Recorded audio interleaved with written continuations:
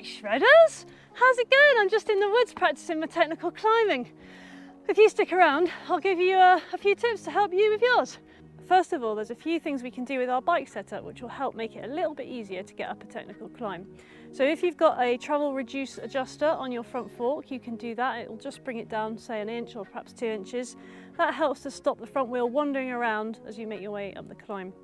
I like to put my shock in the middle position because that means I've still got some traction for the climb, because typically a technical climb's pretty bumpy, so you do need some traction. If you normally run your tyres quite hard, you might want to let a little bit of air out, again, just to help you maintain traction. And if you don't have a suspension bike, this is going to be particularly important because you'll want to gain all your traction and suspension, in inverted commas, from the tyres. And then finally, some people like to do their climbs with the saddle down 1 inch or 2. I personally like to put it all the way up, so there we go.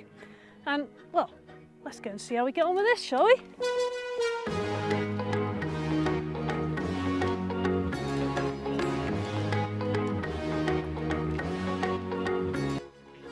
Right, let's get down to the business of actually riding the bike.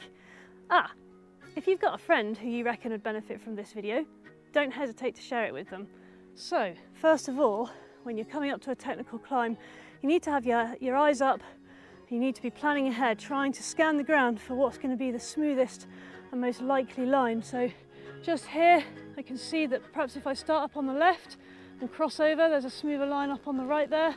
And then way up there, I can't see yet, but when I'm coming through my smooth bit there, I'm going to try and keep my eyes up and try and decide what line I'm going to choose. Right then, let's see how we get on. Haven't ridden this one before, so up this left-hand smooth line.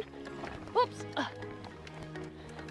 Crossing over to the right, and I can see I might be able to get up over on this side. Whoa! So there we go. There's a fail right there. So how are we going to tackle this? You need to be prepared to really move around on your bike and be quite dynamic on a technical climb. I mean, even this relatively small step here, you can just put a little bit of power down through the pedal to lift the front wheel up and then pitch your weight forward using your hips as you go up and over it, and it'll stop you stalling on it. So you see that's super subtle, but I put a little bit of power in through my pedal, popped that front wheel up over, and then just stood up out of the seat to pitch forward, bring the back wheel up with me. Should you climb seated or standing? That's a good question, and actually it really depends on the climb.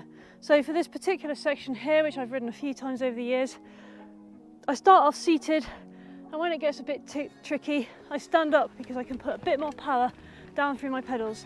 I try and make sure my weight stays far enough back over my back wheel that I'm still gaining traction, but just being stood up where I can put all my weight down through those pedals with my body weight just gets me up and over that last little bit. Okay, so this is attempt number 3,506.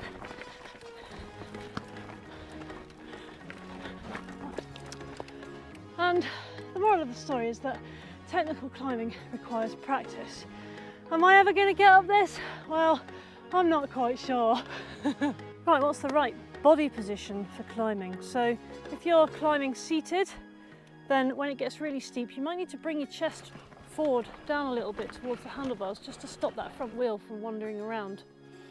What you'll find when you start to climb up something quite steep and you get out of the saddle is that you'll naturally kind of come forward and you'll be climbing with your hips much closer to the front of the saddle. And then when you're in that position, you'll find that you perhaps need to just micro adjust where you are to make sure you're retaining grip on the rear wheel.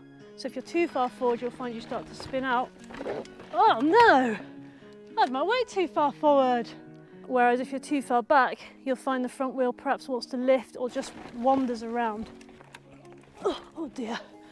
Oh, I think I had my weight a bit too far back on that one. Yes! There we go, I had it just right for that one, I reckon. Gear selection for techie climbs is really important. So if you're coming up to a climb, maybe like this one just here, in too easy a gear, you'll find quite often that you'll just end up losing momentum and even the front wheel can lift up and you just end up tipping off the back. If you choose a gear which is ever so slightly harder, then what you'll find is as you pedal up, your bum is actually hovering over the saddle, which helps the bike retain traction because you haven't got all of your weight just on that back wheel, on that shock, really trying to force the bike to well, it ends up getting stuck behind obstacles. So the question is, am I going to make it this time? I'm actually coming into this in a relatively easy gear and spinning into it quite quickly to try and keep some momentum, because I know once I get to the steep part, that gear is going to be the right gear to give me the right amount of pressure that I can stand against on the pedals so that I can move my weight around to try and get up and over the 3 steps that are in this climb. So it looks like I'm coming in spinning like a madwoman, and then actually once I get here I'm in the right gear. So I'm avoiding trying to make a gear change under power halfway up the climb, which can often lead to failure as well. So it's worth bearing that in mind, and that's something I've discovered by sessioning this and discovering that 3rd gear was too hard for me and 2nd gear seems to be quite good.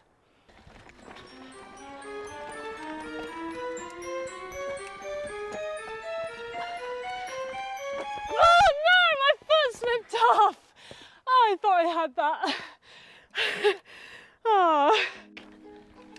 So there we have it. I hope you found those tips useful. I mean, basically it's a combination between dynamicism, moving your body backwards and forwards, line choice, momentum and gear selection. And you've got to find the right combination of those 4 things to help get you up and over a technical climb.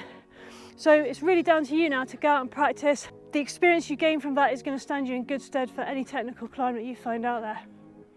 So if you've got any questions, as always, leave them in the comments below.